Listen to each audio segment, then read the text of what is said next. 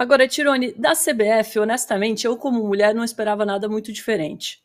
Agora, do Diniz, me pegou um pouco, porque ele sempre se colocou como um cara diferenciado, né? Preocupado com essas questões, formado em psicologia, e tratar um caso de violência contra a mulher como uma coisa menor do que um caso de apostas ilegais, me deu uma decepcionada. Queria saber sua opinião sobre isso. Eu tô bastante com você. Acho que foi a primeira escorregada do Diniz no comando da seleção brasileira. Eu também esperava mais. Eu acho que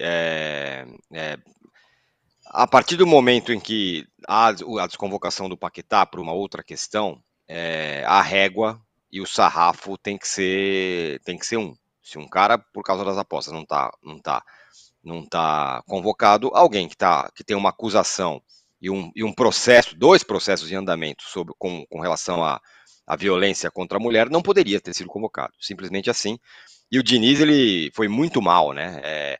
Foi mais ou menos como fizeram no caso do Daniel Alves, que todo mundo. Primeiro ele era como é que era? Transcendia o futebol. Depois que Transcende aconteceu o que futebol. aconteceu. Exato. Transcende o futebol. Depois que aconteceu o que aconteceu, todo mundo simplesmente se calou. Não, então acho que não está mais aqui quem falou.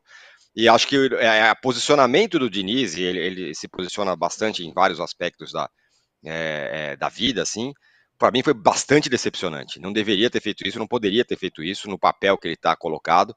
Por mais que a CBF seja uma entidade absolutamente retrógrada, como eu acabei de falar, né?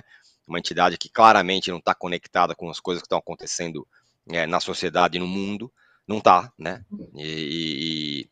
Então, mas da parte dele me decepcionou demais. Eu esperava outra postura do Diniz, acho que foi a primeira grande escorregada dele no comando da seleção, e vamos combinar, aconteça o que acontecer daqui até o jogo e depois do jogo, ele vai ser perguntado sobre isso de novo. Na coletiva pré-jogo, na coletiva pós-jogo, o Brasil pode ganhar de 25-0 da Bolívia. Vai ser perguntado sobre essa questão. Vamos ver se ele se coloca de uma outra maneira a partir de agora. Ele ainda, e só para finalizar rapidinho, ele ainda caiu no colo dele, o Edinaldo lá, presidente da CBF, falou assim, não, o técnico tem que fazer um pente fino aí sobre os convocados. Ok, o Diniz, o treinador, tem que saber, tem que ter noção, mais ou menos, bastante do que as coisas estão acontecendo. Mas só ele tem um departamento jurídico da CBF lá que deve trabalhar pra caramba, porque tem muito processo contra a CBF, com relação à CBF. Esses caras não podem fazer um pente fino e olhar o que jogador tem, que problemas que jogadores têm. Acho também, nas costas só do Diniz, fazer o pente fino da comissão técnica é um pouco demais para mim. Eu acho que falta a CBF também olhar para si e pensar o que ela pode fazer para evitar isso, né? Desculpa, mas é porque todas as notícias que eu li ontem dos jornais da Europa, dos Estados Unidos, falavam mais um caso envolvendo um atleta da seleção brasileira de futebol. Muito triste essa imagem que a gente fica, né? E eu queria, Renato, passar para você uma pergunta aqui. Diga lá.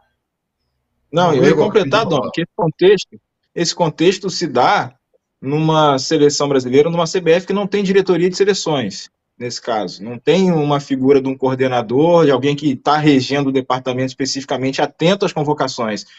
O Edinaldo está acumulando essa função por iniciativa dele, não colocou ninguém ali para ficar no comando do departamento, no cotidiano do dia a dia da seleção ali, da CBF em si. O Diniz não bate ponto na CBF, trabalha no Fluminense, como todo mundo sabe. Então, essas questões estruturais, organizacionais... Sentaram, agora vai ter que ter um novo julgamento para poder condenar os caras que foram responsáveis pelaquela tragédia. Então, é uma coisa um pouco complicada, entendeu? Eu acho que você teria que ter agido preventivamente. Em relação ao Diniz, o que me incomoda mais é porque ele sabia das histórias. As histórias não são novas. O que aconteceu agora com essa ótima reportagem do UOL é que ficou ainda mais comprovado. Mas todo mundo já sabia que essa história existia.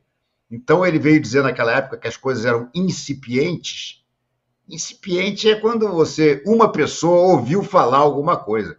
Agora, quando você tem uma denúncia formal, como era o caso do Antônio, já antes dessa reportagem excelente, que aí botou mais luz sobre o caso, o Diniz já deveria ter agido. E essa história do pente fino é um puxão de orelhas no Diniz, né? É um puxão de orelhas. Tipo assim, olha, nós vamos ter que supervisionar a sua lista porque você foi incapaz de fazer uma lista que não nos desse problema. Quanto ao Edinaldo, gente, vocês são muito injustos com o Edinaldo. O Edinaldo está ocupadíssimo, distribuindo títulos brasileiros para lá e para cá. Até aqui o time de Ponderosa está pensando em fazer uma petição mostrando que jogou contra o vizinho e ganhou, e naquela época era brasileiro também, era campeonato brasileiro. Então o Edinaldo tem uma missão muito árdua, que é desmoralizar de vez os títulos brasileiros.